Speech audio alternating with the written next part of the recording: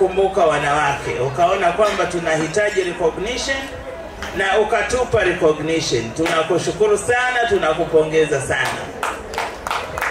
Umeweza kuibua vipaji vingi.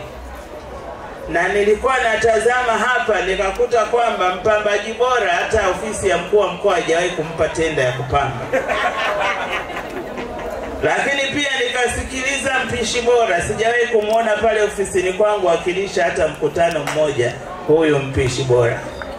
Hii ina maana kwamba wako, manake mpishi bora wanaomjua si walaji. Walaji ndio wanajua mpishi bora ni nani. Kwa hiyo kama alikuwa hajawahi kupata kazi hiyo, manake alikuwa hajajulikana ya kutosha.